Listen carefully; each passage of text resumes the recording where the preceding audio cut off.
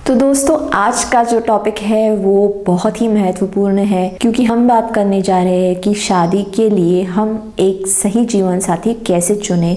उसके चुनाव करते वक्त हमें किन बातों पे ध्यान देना चाहिए, जो काफ़ी सारे लोगों से छूट जाता है और जिसकी वजह से उनको सारी ज़िंदगी उसका भुगतान करना पड़ता है।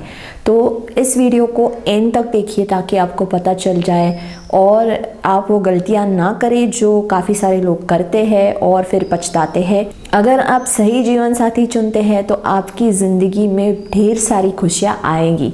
तो यही हम चाहते हैं कि इस चैनल के माध्यम से आपको कई सारी ऐसी टिप्स मिलती रहे जिससे आपकी ज़िंदगी में बहुत सारी खुशियां आए। तो अगर आप इस खुशियों के सफ़र में जुड़ना चाहते हैं तो इस चैनल को ज़रूर सब्सक्राइब कीजिए।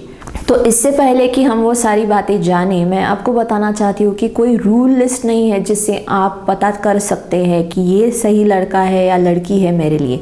तो ऐसी कोई रूल लिस्ट नहीं है। फिर भी हाँ, कई सारी चीज़ें होती हैं जो बहुत इम्पॉर्टेंट होती है अपने जीवन साथी के चुनाव में। तो वही हम आज जानेंगे।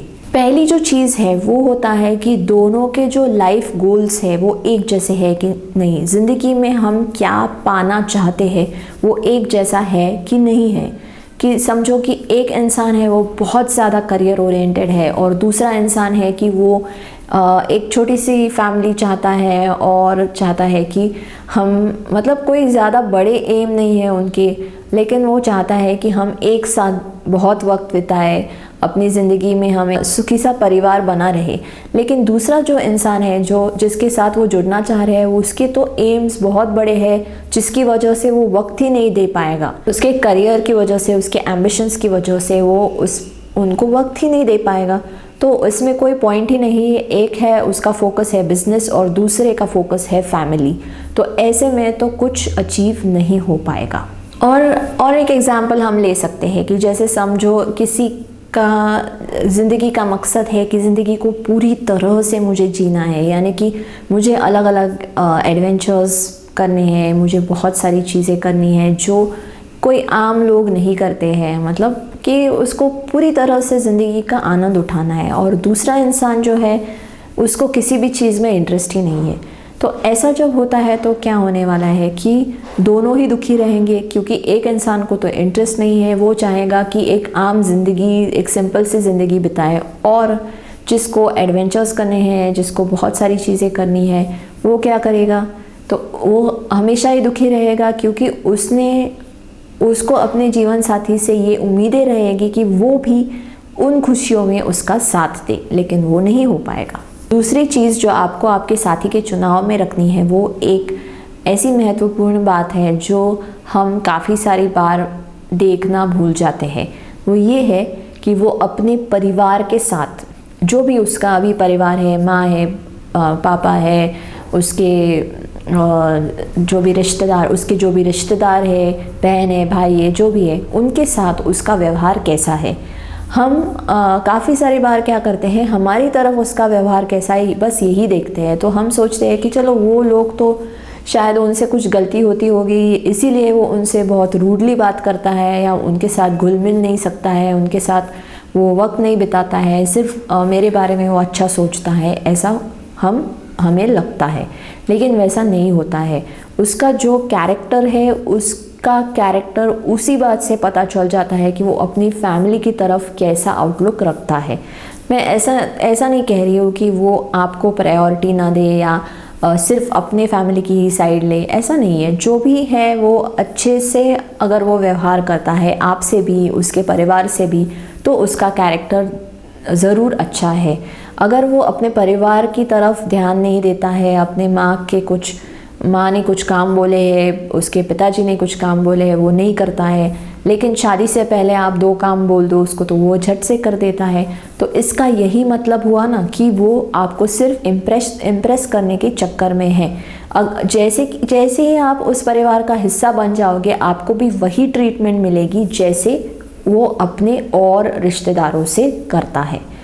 और एक चीज़ है कि जब हम किसी लड़के को चुनते हैं या लड़का किसी लड़की को चुनता है, तो उसको ये देखना है कि उस लड़के के माँ बाप का आपस में कैसे रिश्ता है। या फिर उस लड़की के माँ बाप का आपस में कैसे रिश्ता है, तो वही उन बच्चों ने भी देखा रहता है, तो उसका असर उन पे पड़ता है। तो ऐसा हो जाता है कि कई परिवारों में बहुत झगड़े होते हैं, बहुत ज़्यादा झगड़े होते हैं। तो अगर माँ बाप झगड़ते ही रहते हैं तो उस लड़के ने या लड़की ने वही देखा है, तो जाहिर सी बात है कि उसके मन में भी शादी के प्रति यही सारे विचार रहते हैं। बहुत कम लोग ऐसे होते हैं जो खुद से सोच समझ के आगे चल के उन गलतियों को सुधार देते हैं, लेकिन वो आप मतलब हम एक्सेप्शंस की बात नहीं कर रहे हैं ना, हम कॉमन लोगों की बात कर रहे हैं, तो इसमें ऐसा नहीं होता है। तो जैसे उसके माँ बाप एक दूसरे से व्यवहार करते हैं, एक दूसरे की तरफ प्यार व्यक्त करते हैं, तो वैसे ही आपका रिश्ता आगे चल के बन जाता है। तो अगर आपको वो एक्सेप्टेबल है, जैसे वो उसकी माँ उसके पापा से बातें करती है, उसके पापा उसकी माँ से बातें करते हैं, या जो भी उनमें एक रिलेशनशिप है वो अगर आपको एक्सेप्टेबल है, तो समझ लेना कि ये आपका रिलेशनशिप भी वैसे ही होने वाला है आगे। और अगर आपको वो एक्सेप्टेबल है तो बहुत अच्छी बात है, नहीं है तो उसी वक्त आपको वहाँ से एग्जिट करना चाहिए। अभी तीसरी बात हम ले लेते हैं, वो ये है कि उस लड़के या लड़की के पॉलिटिकल व्यूज़ क्या है। अभी आप बोलोगे कि पॉलिटिक्स से क्या करना है, कौन सी पार्टी को सपोर्ट करता है या करती है, हमको क्या करना है। ऐसा नहीं होता है। हम जब किसी भी संस्था या किसी पार्टी को अपना मानते हैं या उसको वोट देते हैं या उसके बारे में हम अपनी राय रखते हैं, जैसे हम बोलते हैं ना कि वो पार्टी के क्या बिलीफ सिस्टम्स है, या जो भी वो पार्टी, जैसे कि कोई पार्टी बहुत धार्मिक है और ये लड़का या लड़की उसको सपोर्ट करते हैं, तो जाहिर सी बात है कि ये लड़का या लड़की भी धार्मिक ही होंगे, तभी तो वो सपोर्ट करते हैं ना। जैसे वो पार्टी एकता में बिलीव करती है और ये लोग उनको सपोर्ट करते हैं कि उसमें वो धार्मिक नहीं, धर्म के मामले में वो पार्टी बहुत ज़्यादा अग्रेसिव नहीं है, लेकिन उनकी सोच ऐसी है कि हम कुछ प्रोडक्टिव करें, कुछ अच्छा करें, कुछ प्रगतिशील करें। तो ऐसी पार्टी को अगर कोई लड़का या लड़की सपोर्ट करते हैं तो जाहिर सी बात है कि उनकी विचारधारा भी वैसी ही होती है। तो जो पार्टी की विचारधारा है उसी के बेसिस पे हम जांच सकते हैं कि उस लड़के या लड़की की विचारधारा कैसी है। चौथी चीज़ जो होती है वो है उसकी, जो हम बोलते हैं ना कि कौन सी स्कूल में वो लड़का या लड़की पढ़े हैं, तो वो भी बहुत ज़्यादा इम्पैक्ट करता है उनके बिहेवियर पे, उनके कल्चर पे, उनकी जो भी व्यवहार है उसमें।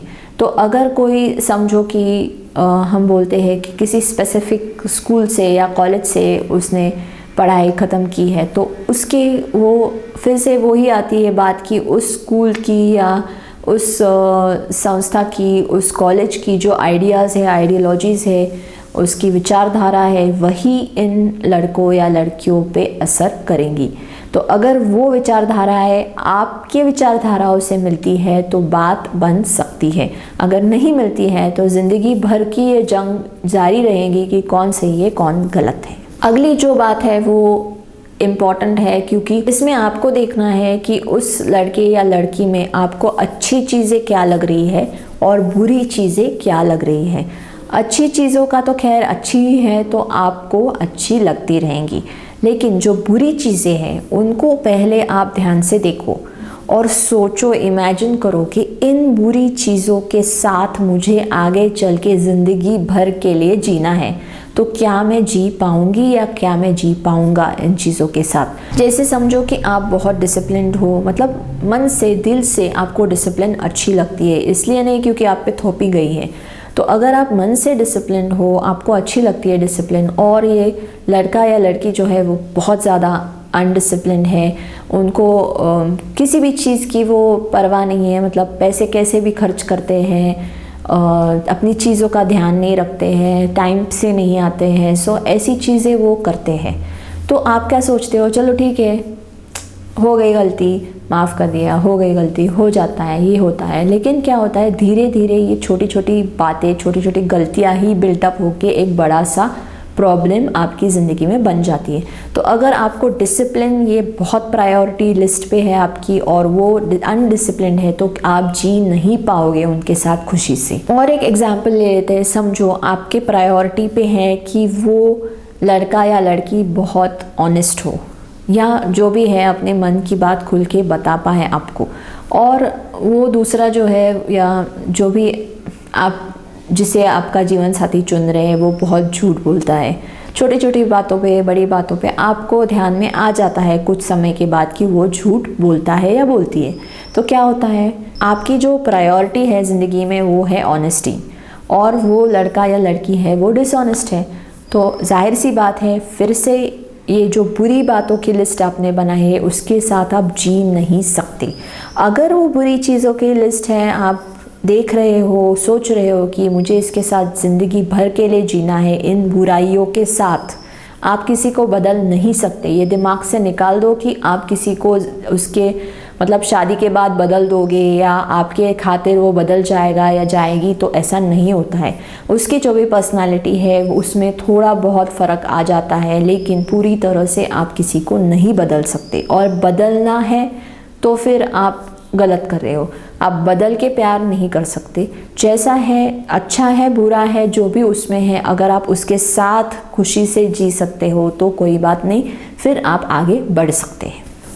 अगली जो चीज़ है वो जैसे आप उस व्यक्ति को जानने लगते हो आगे चल के, जैसे आप उसके दोस्तों के साथ मिलते हो तो आपको ये ध्यान देना है कि उसके दोस्त किस तरह के हैं। तो उसके दोस्त जो है वो आपको काफ़ी सारी बातें बता सकते हैं, मतलब डायरेक्टली नहीं, लेकिन वो किस टाइप के हैं उसके बेसिस पे आप सोच सकते हो कि ये बंदा या ये बंदी वैसे ही है। तो जैसे कि समझो वो सारे जो दोस्त हैं उनका एक लाइफस्टाइल ऐसा ही है कि 5 दिन काम करो, सैटरडे को पार्टी करो, संडे को पूरा दिन सोते रहो। यही आपका जो साथी आप चुनने जा रहे हो उसकी भी ऐसी ही आदत है, क्योंकि वो बोलते हैं ना, birds of the same feather flock together. जो एक जैसे हैं वही दोस्त बन जाते हैं।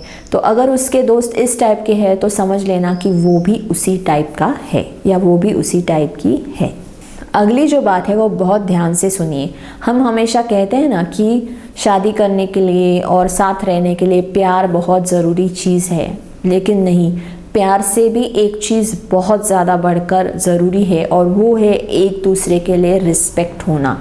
अगर कोई आपको रिस्पेक्ट नहीं कर सकता या फिर आपको उसके लिए रिस्पेक्ट नहीं लगती है तो ये रिश्ता बहुत कमज़ोर होता जाता है। जैसे समझो आप किसी लड़की से शादी कर रहे हैं, लेकिन जैसे कि उसका जो करियर है, उसका जो काम है, उसके लिए आपको कोई रिस्पेक्ट नहीं लगती है। आप सोचते हो ये कोई छोटा सा जॉब करती है या उसके मतलब क्या, उसका जो भी टैलेंट है उसमें कौन सी बड़ी बात है।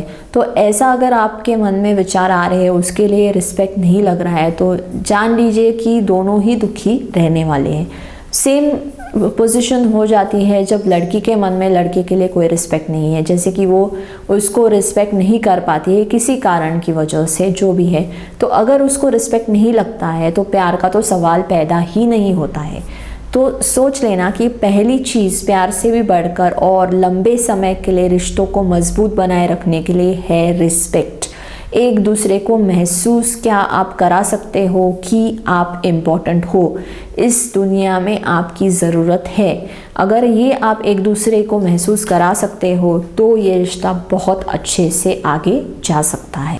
अगली बात जो है वो ये जानने के लिए है कि वो आपके साथ कुछ दिनों के बाद, कुछ सालों के बाद कैसा व्यवहार करेगा। शादी जैसे हम बोलते हैं कि एक लॉन्ग टर्म रिलेशनशिप है। हम शादी ऐसे नहीं करते हैं कि चलो आज कर ली, 2 साल के बाद देख लेंगे, बाद में छोड़ देंगे, तो ऐसा नहीं है। शादी करते वक्त हमारे मन में ये ज़िंदगी भर का रिश्ता है, ऐसा ही होता है। तो ऐसे में जब हम देखते हैं तो ये डिसीजन लेने से पहले हमें लॉन्ग टर्म का सोचना चाहिए। तो लॉन्ग टर्म के बारे में जब हम सोचते हैं तो हमें ये देखना है कि जैसे उसके रिश्ते पुराने होते हैं तो वो किस तरह से उनके साथ व्यवहार करता है।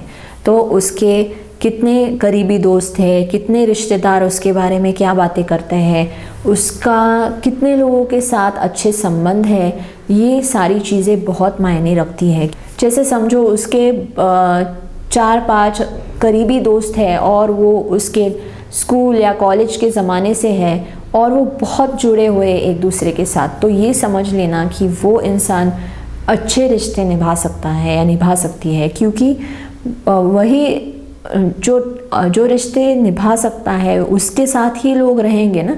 अगर वो रिश्ते नहीं निभा पा रहा है तो हो जाएगा कि जो अभी फ्रेश, जैसे बोलते हैं ना, हम चार महीने पहले हम मिले थे और ऐसे दोस्त उसके रहेंगे। उसके जो लॉन्ग टर्म अगर दोस्त है या कोई रिलेटिव्स है जो उसके साथ जुड़े हुए हैं अच्छे से, तो ये समझ लेना कि वो अच्छा रिश्ता निभा सकता है। अगली जो चीज़ है वो ये है कि आपको देखना है कि उसके काम के जो लोग ही नहीं है, उसके कोई काम का वो बंदा नहीं है, फिर भी वो उसके साथ कैसा व्यवहार करता है। जैसे समझो वो किसी लाइन में खड़ा है और उसके पीछे कोई उसके पीछे कोई इंसान है जिसको बहुत जल्द घर जाना है या कुछ तो प्रॉब्लम हो गया है जिसकी वजह से उसको वो सामान जल्दी से खरीद के घर जाना है। तो वो रिक्वेस्ट कर रहा है कि ऐसा ऐसा प्रॉब्लम हुआ है, ऐसा इशू हुआ है, तो मुझे प्लीज़ आप थोड़ा सा आगे जाने दीजिए तो मैं करके चला जाऊंगा। तो ऐसा जेन्युइन कोई इंसिडेंट हो रहा है तो फिर क्या होना चाहिए कि अगर वो बंदा अच्छा है, अच्छा इंसान है, तो वो क्या करेगा, उसकी हेल्प करेगा। ऐसा सोचते हैं कि वो अपनों के बारे में क्या सोचता है इतना ही काफ़ी है, ऐसा नहीं है। उसका एक जनरल कैरेक्टर अगर हमें परखना है तो बाकी लोगों के साथ भी वो कैसा व्यवहार करता है, खासकर उन लोगों के साथ जो उससे जुड़े नहीं हैं। अगर वो बहुत अच्छा इंसान है तो वो उनसे भी अच्छा ही व्यवहार करेगा। अगली अहम चीज़ ये है कि वो दूसरे जो उसके रिश्तेदार हैं या घर के लोग हैं, वो जब कुछ गलत कर रहे हैं, उनके व्यवहार में उसे लगता है कि ये व्यवहार गलत है, तब वो कैसे रिएक्ट करता है। तो क्या वो चिढ़ता है, बहुत गुस्सा होता है, या फिर वो कुछ बात ही नहीं करता है, मतलब बहुत ज़्यादा गुस्सा होता है तो भी गलत है, और कुछ भी बात ही नहीं करता है, बताता भी नहीं है कि आप गलत कर रहे हो तो भी गलत है। तो इस सिचुएशन में अगर वो अच्छे से वो सिचुएशन हैंडल कर सकता है या कर सकती है कि वो अपने फीलिंग्स जो भी है वो कम्युनिकेट कर पाते हैं, अगर कुछ गलत हो रहा है तो उसके लिए वो बोल पाते हैं, तो फिर आगे चल के भी आपके साथ भी ऐसा ही होगा। अगली जो चीज़ है वो आपको ये देखनी है कि उसके घर परिवार का जो भी उसके घर परिवार की जो भी एक विचारधारा है वो कैसी है। तो काफ़ी सारे आजकल ऐसे लोग होते हैं कि जो बहुत ज़्यादा धार्मिक होते हैं, और कुछ ऐसे लोग होते हैं जो बहुत ज़्यादा ओपन माइंडेड होते हैं, आजकल के ज़माने के साथ चलते हैं। कुछ लोग जो होते हैं वो अभी भी अपनी पुरानी संस्कृति में ही अटके हुए रहते हैं। तो ऐसा भी होता है, ये नहीं कह रही हूँ कि ये गलत है या वो गलत है, बस वो अलग है। तो दो बहुत ज़्यादा अलग विचारधाराओं के परिवार जब एक साथ आते हैं तो उनमें क्लैशेस तो होने ही होने हैं। तो जो भी पुराने ख्याल के लोग हैं, जैसे हम एक एग्जांपल ले लें कि लड़के को किचन में नहीं आना है, ये एक उनकी विचारधारा है कि लड़का तो बस मतलब उसके हाथ में सब खाने की चीज़ें देनी है, सब कुछ देना है। अगर वो किचन में आके कुछ काम करता है तो वो ऐसा हो गया कि वो क्या लड़की बन गया क्या। तो ऐसी अगर विचारधाराएं वो रखते हैं कि इसमें समझ में आता है कि नहीं, अभी वो ज़माने के साथ नहीं है। और दूसरी तरफ अगर किसी के घर में ऐसी विचारधाराएं है कि नहीं, मतलब लड़का हो लड़की हो क्या फ़र्क पड़ता है, उनको दोनों को ही खाना बनाना आना चाहिए। ज़रूरी नहीं है कि लड़का ही खाना बनाए या लड़की ही खाना बनाए, दोनों को आना चाहिए। जैसे जिसको कन्वीनियंट है वो बनाते जाए और फिर घर अच्छे से चल सकता है। एक घर की जो आइडियोलॉजी है दूसरे घर से मैच नहीं होती है, और फिर ये दोनों जब साथ आते हैं तो दोनों के विचार ही अलग है। तो एक को किसी को सैक्रिफाइस करना पड़ेगा, एक की घुटन होगी या एक को बुरा लगेगा जब भी दूसरा अपने मन के हिसाब से चलता है। अगर पुराने ख्यालात के घर में लड़की चली जाए और वो बहुत ज़माने के साथ चलने वाले घर से है, तो फिर क्या होगा, उसको तो लगेगा कि अरे मेरे घर में तो सब मिल बांट के काम करते हैं और यहाँ पे ऐसा है कि सबको हाथ में सारी चीज़ें देनी पड़ती है, तो उसको अच्छा नहीं लगेगा। वो चाहेगी कि थोड़ा सा बदलाव आए, फिर तो क्लैशेस होने ही होने हैं। अगली चीज़ जो है वो फिर से उस इंसान के कैरेक्टर के बारे में है, जो बताते हैं कि वो आपके साथ लॉन्ग टर्म में कैसे आपके साथ व्यवहार करेगा या करेगी। तो जैसे कि हम किसी से बात कर रहे हैं और वो आपको किसी और के बारे में बता रहे हैं, जैसे कि उसके दोस्तों के बारे में, उसके रिश्तेदारों के बारे में, घर के बारे में, जो भी है, वो ऑफिस के लोगों के बारे में वो आपसे कुछ बातें शेयर कर रहा है या कर रही है। तो ऐसे में वो उनके बारे में कैसे बातें करते हैं, मतलब आप जैसे कि 1 घंटा उनसे बात कर रहे हो, तो इस 1 घंटे में क्या वो बहुत ज़्यादा समय उनके बारे में बुरा ही बोलते हैं या उनके बारे में बुरा भी बोलते हैं, अच्छा भी बोलते हैं, दोनों तरफ से बोलते हैं। तो अगर वो सिर्फ 90% ऑफ द टाइम या 60% ऑफ द टाइम बहुत ज़्यादा बुरा ही बोलते हैं और बहुत कम बार वो उनके मुंह से तारीफ़ आती है, तो समझ लेना कि ये इंसान आपके साथ भी वैसे ही करेगा आगे चल के, क्योंकि आप अभी तो नया नया है सब कुछ, तो उसको अच्छा लगता है, लेकिन कुछ समय बाद आप में भी वो नुक्स ही निकालेगा। तो ऐसे इंसान के साथ अगर आप रहना चाहते हो तो कोई बात नहीं, लेकिन आप ये जान लो कि ये भी एक तरह की डिसरिस्पेक्ट है जो हम ज़्यादा समय तक सह नहीं पाते हैं। तो 2-4 बातें हम भी बुरी सुनने की आदी होते हैं और होना चाहिए, क्योंकि हमें भी बुराइयां हैं, हमको भी इम्प्रूव करना है, ये बात सही है। लेकिन हर छोटी से बड़ी चीज़ तक अगर हमारे नुक्स ही निकाले जाए तो हम बर्दाश्त नहीं कर सकते। तो ऐसे इंसान के साथ रहना बहुत मुश्किल हो जाता है। अगली चीज़ जो है वो है फ्रीडम के बारे में, कि जैसे हम बोलते हैं कि आपका व्यक्ति स्वतंत्रता जो है, आप एक व्यक्ति हो, आपकी स्वतंत्रता है, आपके विचार अलग है, आपकी भावनाएं अलग है, तो इन सारी चीज़ों को क्या सामने वाला एक्सेप्ट कर सकता है या नहीं। तो ये थी कुछ टिप्स जिसका इस्तेमाल आप आपके जीवन साथी के चुनाव में कर सकते हैं। पर एक चीज़ मैं वीडियो के एंड में कहना चाहूँगी कि हम हमेशा सोचते हैं कि कुछ चीज़ें हैं जो किसी व्यक्ति में हमें पसंद नहीं है, तो हो जाएगा, किसी मतलब कैसे समय के साथ साथ वो सब ठीक हो जाएगा, वो बदल जाएगा, हमारे प्यार की वजह से वो बदल जाएगा, हमारी लगाव की वजह से वो बदल जाएगा। तो ऐसा बिल्कुल नहीं होता है। आजकल तो ऐसा हो गया है कि 25 साल के आसपास या उससे भी ज़्यादा की उम्र में शादियां होती है, तो उस उम्र तक आपकी एक पर्सनालिटी बन चुकी होती है, आपकी विचारधाराएं पक्की हो चुकी होती है, तो उसको बदलना करीब करीब नामुमकिन होता है। तो ये इस वहम में कभी मत रहना कि जो इंसान आपके सामने अभी बैठा है या बैठी है वो शादी के बाद बदल जाएगा। तो अगर अभी आपको ऐसा लग रहा है कि जो इंसान आपके सामने बैठा है उसमें ये कुछ बुराइयां हैं जिनको मैं बर्दाश्त नहीं कर सकता, तो ये ध्यान में रखिए कि वो बदलने नहीं वाली है बुराइयाँ। उस होप पे कभी मत रहिए कि वो बुराइयाँ बदल जाएगी, और सही समय रहते ही उस रिश्ते को ना बोल दीजिए। आगे चल के दोनों के लिए ही ये अच्छा होता है। तो होपफुली आपको ये वीडियो पसंद आया रहेगा, और अगर आपको इस वीडियो में बताई गई जो बातें हैं वो आपको काम की लगे तो ये वीडियो ज़रूर शेयर कीजिए अपने दोस्तों के साथ, अपने करीबी लोगों के साथ, ताकि उनको भी फ़ायदा हो सके जब वो अपने जीवन साथी का चुनाव करें। साथ साथ अगर आप इस चैनल से जुड़ना चाहें तो सब्सक्राइब करना मत भूलिए,